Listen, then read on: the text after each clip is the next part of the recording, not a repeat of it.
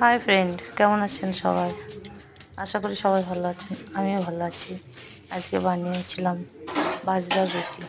বাজরার রুটি তো বেলে হয় না, ওই জন্য আমি ইউটিউবে দেখেছিলাম একবার প্লাস্টিকের ওপরে রেখে, ওই জন্য আমি সেইভাবে ট্রাই করেছি। বেশ সুন্দর হয়েছে রুটিগুলো, সেটাই আপনাদের সামনে দেখালাম।